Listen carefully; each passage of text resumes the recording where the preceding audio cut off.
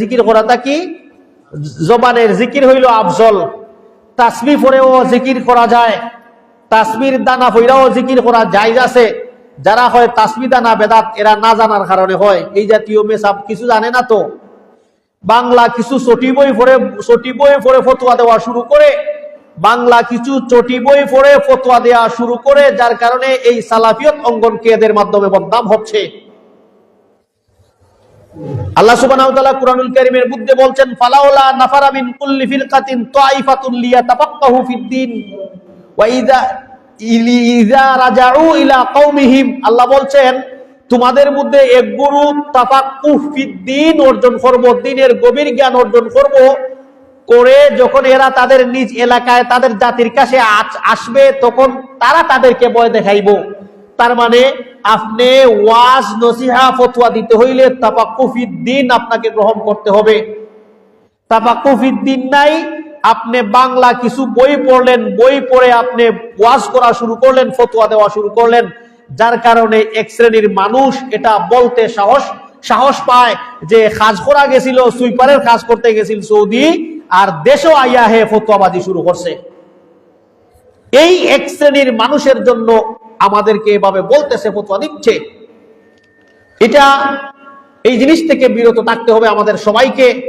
এই জাতীয় মানুষকে নসিহা করো, তুমি ফতোয়া দিতে আইসিও না, কারণ ফতোয়া দেওয়ার যোগ্য তুমি এখনো হও নাই। তুমি তাফাক্কুহ ফিদ-দীন হও নাই, কারণ তাফাক্কুহ ফিদ-দীন যে হবে সে ওই ফতোয়া দিবে। এটা আমাদের বড় বড় আলিম উলামা যারা আছে, আমি তাদেরকেও বলবো, আপনারাও এই বিষয়গুলি বলবেন। যারা কিছু উদীয়মান দায়ী আছে, তারা নিজেকেও আবার শায়েখ বলে, এদের আবার কিছু অন্ধ অনুসারী আছে। আপনি যদি বলেন যে উনিকে আপনি শায়েখ কেন বলবেন, তখন বিভিন্ন লজিক্যালি যুক্তি দিবেন, তখন যুক্তি দিব এই জাতীয় মানুষ থেকে নিজেকে সরিয়ে নেওয়া নেই কেন। আল্লাহ বলছেন, ওয়াইদা খাতাবাহুমুল জাহিলুনা ওয়া ক্বালু সালামা, ক্বালু সালামা, জাহিলদের সাথে তর্কে তুমি লিপ্ত হইও না, সে তোমার মর্যাদা বুঝবে না।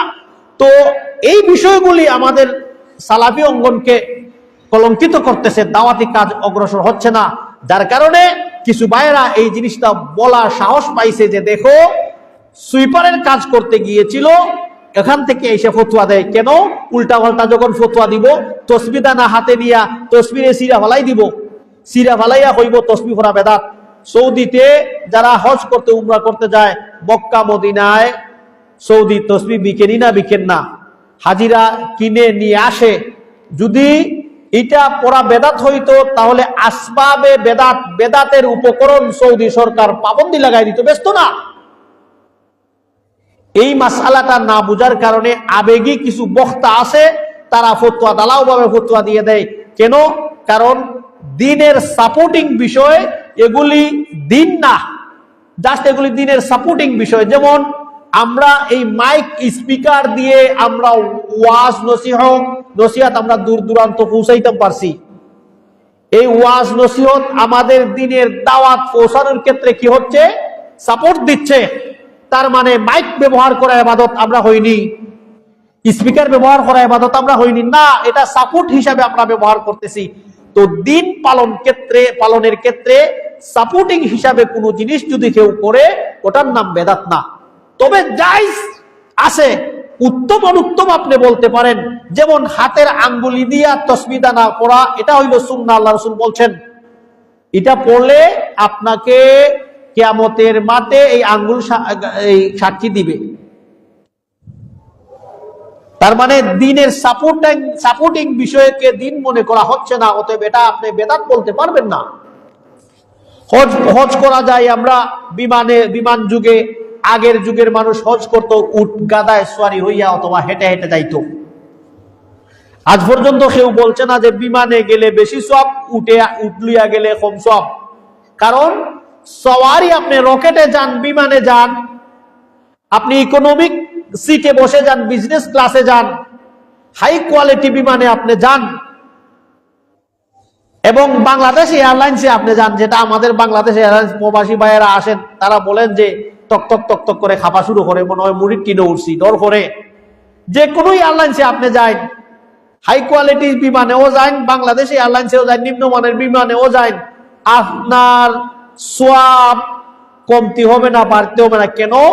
হজ করার মধ্যে ভালো বিমান, কম দামি বিমান, এগুলি মেটার না, এগুলি আপনাকে হজের আহকাম পালন করতে সাহায্য করতেছে, সহজ সাপোর্ট দিচ্ছে, আপনি তাড়াতাড়ি চলে যাচ্ছেন, তার মানে এগুলি ইবাদত না। তো দিন পালন করার ক্ষেত্রে সাপোর্টিং বিষয় ইবাদত না। তো এই কিছু ভাইয়েরা আছে ওগুলি ফতোয়া দেওয়া শুরু করে, এগুলি থেকে ফিরে আসতে হবে। তো বলছিলাম এই জিকির